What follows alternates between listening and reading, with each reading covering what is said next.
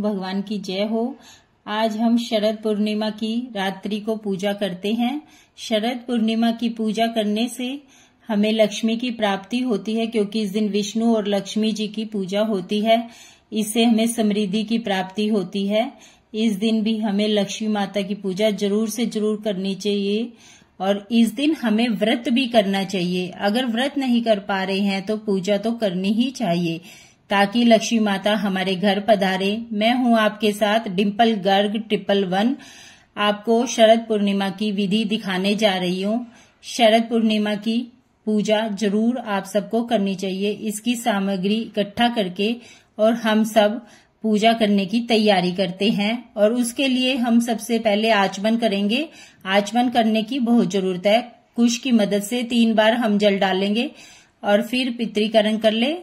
आचमन करने के लिए उल्टे हाथ की सीधे हाथ से जल डालते हैं और फिर वो जल पीते हैं और फिर उसके बाद हम ओम माधवाय ओम नारायणाय नमः बोलते हुए 3 बार आचमन करें और चौथी बार हाथ को धो लें। और फिर इसके बाद एक लकड़ी का पटरा लें और उसके ऊपर लाल रंग का वस्त्र बिछा लें और फिर उसके ऊपर हम कपड़ा बिछाने के बाद उस पर हम विष्णु जी की और लक्ष्मी जी की फोटो लगाएंगे। विष्णु और लक्ष्मी जी इकट्ठी फोटो लगा के, लक्ष्मी जी की फोटो इसलिए लगाएंगे क्योंकि स्थायी रूप से लक्ष्मी जी हमारे घर में निवास करे। फिर चंद्रदेव जी का पूजन करना है हमें, तो उसके लिए हम चंद्रदेव जी के लिए चावल का इस्तेमाल करेंगे और उससे हम चावल से गोला बनाएंगे और चावल का गोला बना के फिर उसके बाद हम चंद्रदेव के लिए पूजा करेंगे। फिर चंद्रदेव बनाएं और फिर उसके बाद चंद्रदेव का पूजन सोर्स ऑफ उपचार विधि से पूजन करेंगे और चावल से हम इसका वो बना के अब हम कलश की स्थापना करेंगे। माता लक्ष्मी में कलश की स्थापना सबसे जरूरी होती है। इसमें हम सबसे पहले अष्टदल कमल बनाएंगे। अगर आपका पाटा छोटा है तो आप मिट्टी का कुछ भी बनाकर और उस पर भी पूजा कर सकते हैं। हम लोटा लेंगे, उस पर मोली का धागा बांधेंगे और फिर उस पे एक शुभ लाभ का सत्या बना देंगे और फिर लोटे में हम जल डालकर उसको स्थापित कर देंगे और उसमें हल्दी सुपारी और कलश में पुष्प डालेंगे और फिर उस पर आम के पत्ते लगाकर और फिर उसके ऊपर धान्य चावल रखेंगे। चावल रखकर उसके ऊपर हम दीप कलश का वो करेंगे। उसके लिए हम सुपारी पर मोली धागा बांधकर गणेश जी को स्थापित करेंगे। फिर गौरी माता का निर्माण करेंगे हम। उसके बाद हम घी का दीपक लगाएंगे और उसको जलाएंगे और दीपक पर हम पुष्प चढ़ाएंगे और पूजा का संकल्प ले लेंगे। पूजा का संकल्प लेना सबसे जरूरी होता है। संकल्प के बिना पूजा संभव नहीं होती। इसमें हमें पुष्प लेंगे और दक्षिणा लेंगे और थोड़ा सा जल लेंगे। इसमें वार तिथि नक्षत्र बोलकर थोड़े सा संकल्प करते हैं और सरल हिंदी भाषा में आप संकल्प कर सकते हैं। इसके लिए आपको कुछ भी ज्यादा मंत्र संत्र बोलने की कोई जरूरत नहीं है और नॉर्मल तरीके से आप पूजा करें और अपना गोत्र नाम बोल के और लक्ष्मी जी की प्रसन्नता के लिए व्रत किया है तो व्रत बोलिए और पूजा कर रहे हैं तो पूजा का संकल्प बोलिए। कलश की स्थापना, भगवान शंकर की स्थापना, लक्ष्मी जी की स्थापना, विष्णु जी की और फिर जल को हम प्लेट में छोड़ देंगे अपना संकल्प का और फिर उसके बाद हम भगवान को आह्वान करेंगे, उनको बुलाएंगे, क्योंकि भगवान को बुलाए के बिना पूजा करना सफल नहीं होता। तो इसके लिए हम चावल फूल लेके, हे गौरी गणेश, कलश के सभी देवी देवताओं, भगवान विष्णु के साथ लक्ष्मी जी आप हमारे घर शरद पूर्णिमा के दिन पधारे और हमारे घर में धन धान्य लक्ष्मी स्थापित हो, ऐसा बोलकर ओम गणपतये नमः, ओम गौरी देवे नमः, ओय नमः, ओम विष्णुवे नमः, ओम लक्ष्मी नमः, ओम चंद्राय नमः, ओम चंद्राय बोलते हुए अलग अलग चावल फूल वहां पर रख दीजिए जहां हमने गणेश जी को स्थापित किया है और फिर लक्ष्मी जी और विष्णु जी पर भी चढ़ा दीजिए। उसके बाद जल से स्नान करवाएंगे हम गणेश जी को और गौरी जी को। इसको 4-4 बार जल चढ़ाएंगे। फिर उसके बाद हम मौली का धागा चढ़ाएंगे और फिर कलश पर भी जल चढ़ाएं, मौली धागा चढ़ाए और तिलक करें और जनेऊ भी अर्पित कर सकते हैं आप अगर आपकी इच्छा हो। और फिर हल्दी चंदन से श्रृंगार कीजिए, सिंदूर जरूर लगाइए आप, जो सबसे जरूरी है। और फिर फूल चढ़ाइए गौरी पे और गणेश जी पर। दुर्वा हो तो वो भी जरूर चढ़ाएं, वो भी अच्छी रहती है। और फूल लाल हो तो लाल चढ़ाइए। और धूप दीपक करने के बाद नैवेद्य मिठाई और फल जरूर चढ़ाएं।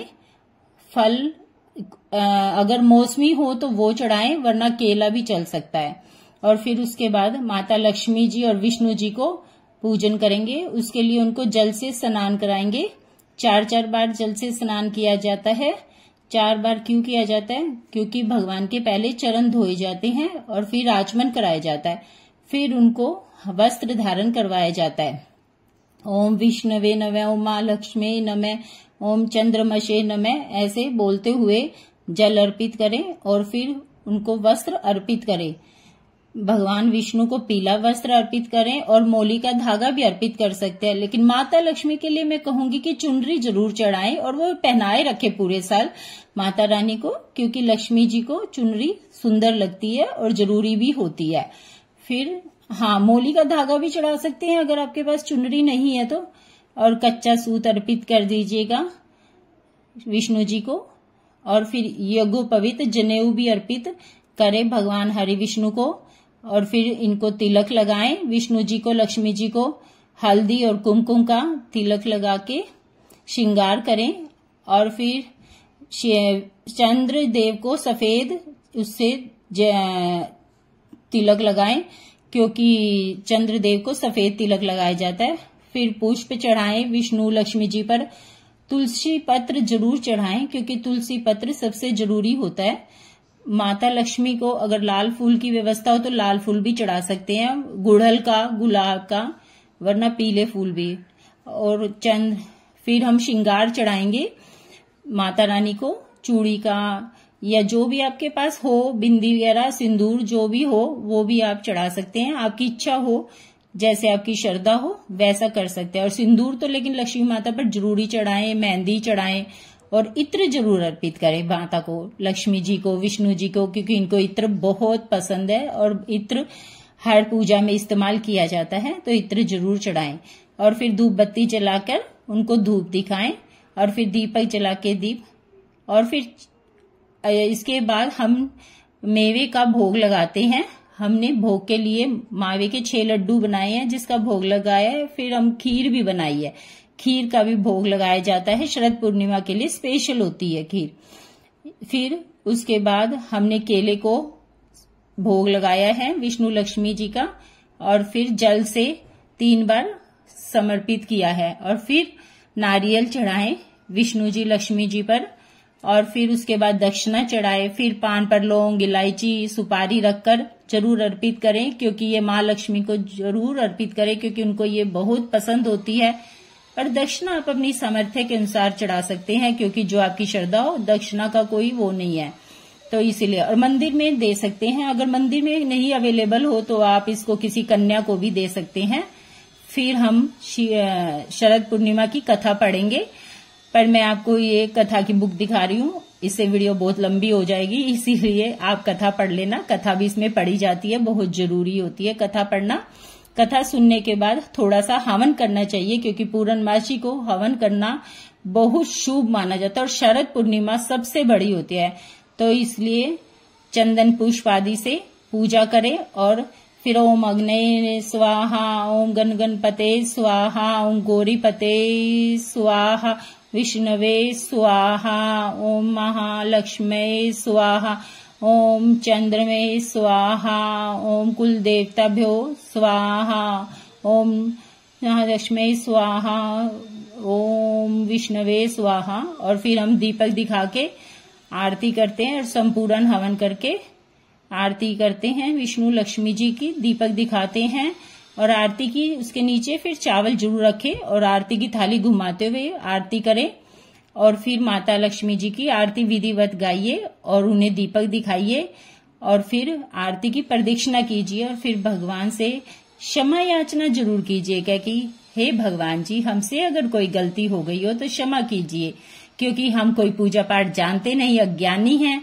इसलिए हाथ में फूल लेकर फिर उसके बाद उन्हें पुष्पांजलि अर्पित करें और उनसे प्रार्थना करें कि हमसे जो भी कुछ पूजा हुई है उसको स्वीकार करे। फिर आसन को उठाकर उसके नीचे जल डाल दे, माथे पर लगाए आसन के नीचे डाला हुआ जल, इससे पूजा का पूरा फल मिलेगा। वरना ये पूजा का फल इंद्रदेव ले जाते हैं, ऐसा शास्त्र कहता है। अब हमारी पूजा पूरी हो गई। अगर हो सके तो दीपक सारी रात जलाइए और उसकी देखरेख कीजिए। इसको जागृत व्रत कहते हैं और ये कहते हैं कि लक्ष्मी माता शरद पूर्णिमा के दिन धरती पर घूमती है और जो जागृत होता है उसके घर जरूर आती है। इसीलिए आप शरद पूर्णिमा के दिन ये पूजा जरूर करें और फिर पूजा करके आप माता जी से प्रार्थना कीजिए कि हमारे घर में विराजमान हो और धन धान्य की समृद्धि हो। इसके अलावा इस व्रत में तुलसी माता की भी पूजा की जाती है, लेकिन रात के समय तुलसी जी की पूजा नहीं की जाती क्योंकि तुलसा छूनी नहीं होती। इसलिए आप एक दीपक प्रज्वलित कर लीजिए और जो 6 लड्डू बनाए हैं ये तुलसी जी को अर्पित कर दीजिए। इनमें से एक लड्डू तो ये तुलसा जी की माता की पूजा हो जाएगी। तो इसीलिए आपको हमारी ये वीडियो में पूजा कैसी लगी ये भी बताइए और चंद्रदेव की भी पूजा कीजिए। चंद्रदेव का भी नाम लीजिए क्योंकि शरद पूर्णिमा के दिन चंद्रदेव जरूरी होते हैं। इसीलिए ओम चंद्रमशे नमः, ओम चंद्रमशे नमः बोलते हुए इस पूजा को पूरा कीजिए। और आप मेरी इस वीडियो को अगर पसंद आए तो लाइक और सब्सक्राइब जरूर कीजिए। आपका बहुत बहुत धन्यवाद और कमेंट भी जरूर कीजिए।